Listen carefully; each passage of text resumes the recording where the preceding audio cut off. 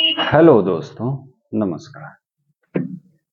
इस वीडियो में हम ये बात करेंगे कि भारतीय इतिहास को कितने भागों में बांटा गया है। बांटा तो तीन ही भागों में गया है, मुख्य रूप से प्राचीन इतिहास, मध्यकालीन इतिहास और आधुनिक इतिहास। एंशिएंट हिस्ट्री, मॉडर्न हिस्ट्री और एंशिएंट हिस्ट्री, मेडाइवल हिस्ट्री और मॉडर्न हिस्ट्री। एक और अभी वर्तमान में चल रहा है, तो ये आधुनिक भारत या मॉडर्न हिस्ट्री नहीं, ये कंटेम्परेरी हिस्ट्री के बीच में आता है। कंटेम्परेरी हिस्ट्री चल रही है। तो आधुनिक भारत कब तक था, तो ये सारी चीजें इसमें हम डिस्कस करेंगे। और मुख्य रूप से हम आज इसमें बात करेंगे कि हम नोट्स को कैसे लिखते हुए चलें, बनाते हुए चलें। हालांकि आज जैसा युग चल रहा है उसमें कोई भी कंटेंट की कमी नहीं है, किसी कंटेंट को आप एक क्लिक पे पा सकते हैं। लेकिन सिलेक्शन और नॉलेज तभी होगा हमें जब हम उसको अच्छे से समझ सकते हैं, लिख सकते हैं और अपने पास रहेगा तो हम उसको एग्जाम में भी यूज कर सकते हैं।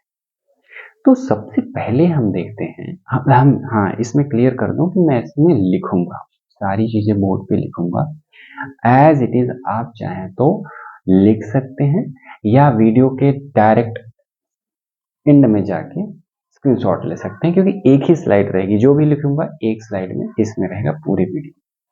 तो आपको नहीं देखना है तो सीधे जाके स्क्रीनशॉट ले सकते हैं, या समझ के चलना है थोड़ा धीरे चलेंगे, आप फास्ट कर सकते हैं, अपने हिसाब से एडजस्ट करिए। तो सबसे पहले देखते हैं कि भारतीय इतिहास, ठीक है, आप अपने कॉपी में भी लिखते रह सकते हैं। भारतीय इतिहास, दोनों चीजें हम लिखते चलेंगे, इंग्लिश और हिंदी। इंडियन हिस्ट्री, और जैसा कि हमने देखा कि इसको तीन भागों में विभाजित किया जा सकता है मुख्य रूप से, लेकिन अब एक जुड़ता है चार। तो अक्सर हम लोग तीन ही पढ़ते हैं और हमारे एग्जाम में ही ज्यादातर तीन से ही बातें होती हैं, और जो चौथा पार्ट है उसको भी हम लोग किसमें, मॉडर्न में ही काउंट कर लेते हैं। ठीक है, तो पहला कौन सा है, एंशिएंट हिस्ट्री। आप अपनी कॉपी में भी ऐसे बना सकते हैं, जिसको प्राचीन इतिहास बोलते हैं। प्राचीन इतिहास,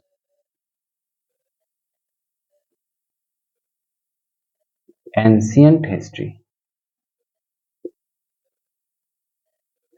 दूसरा क्या है, मध्यकालीन भारत।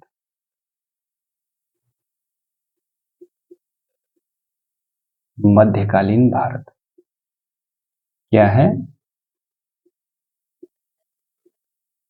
Medieval history. तीसरा क्या है, आधुनिक भारत,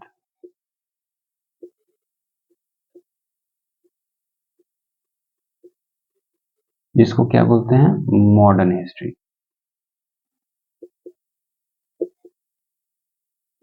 चौथा क्या बोलते हैं, समकालीन भारत। समकालीन, कालिक या समकालीन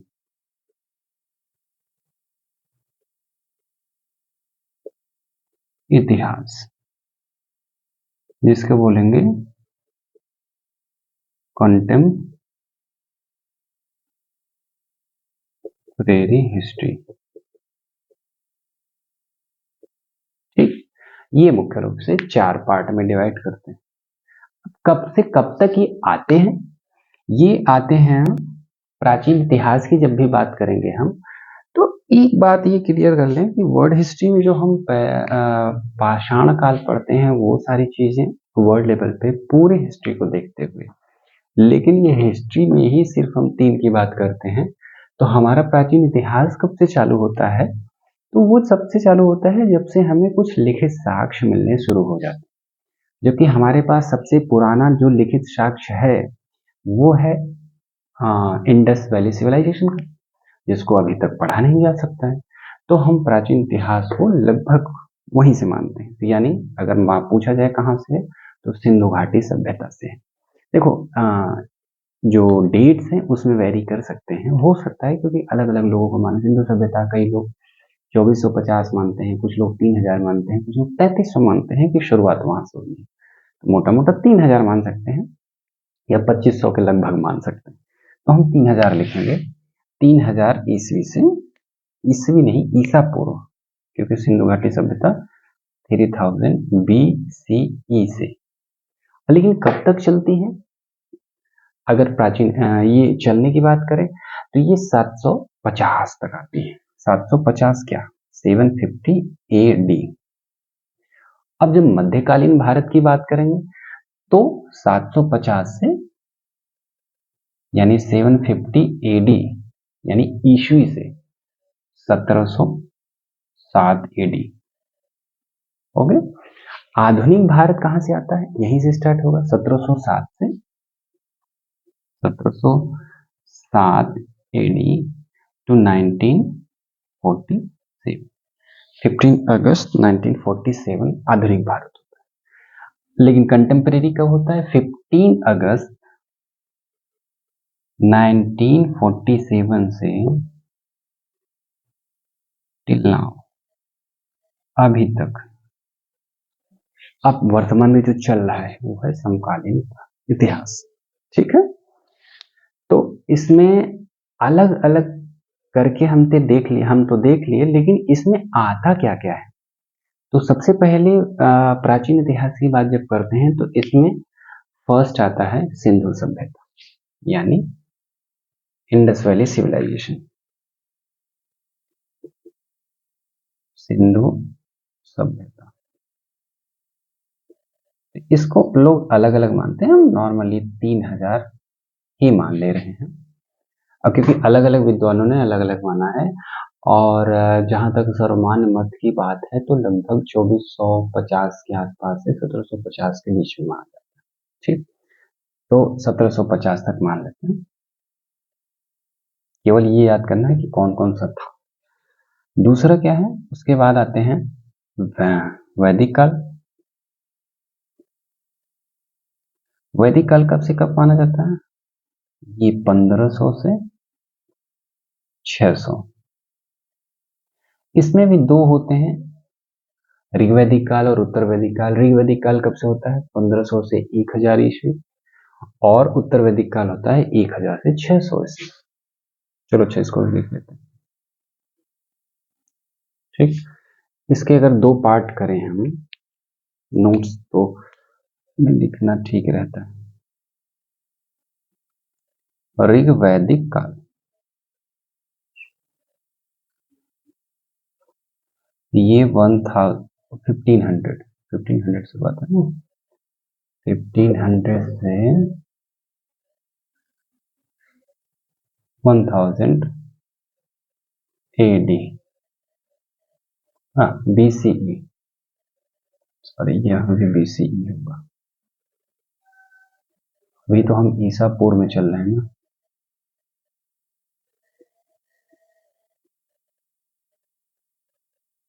ठीक, दूसरा क्या है? उत्तर वैदिक काल।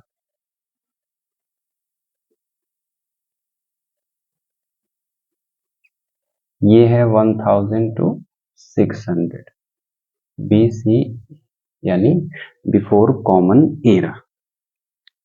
तीसरी पार्ट की बात करें, वैदिक काल के बाद क्या आता है? महाजनपद काल।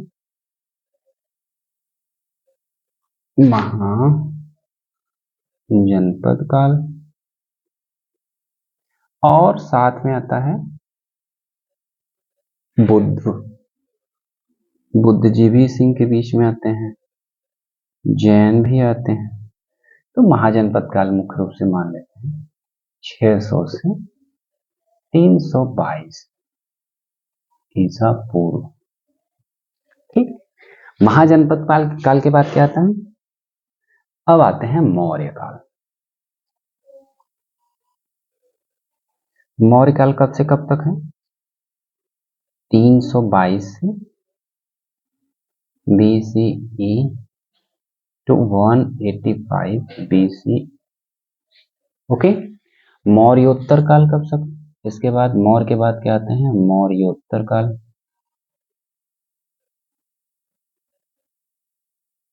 ये आते हैं 185 BCE टू 319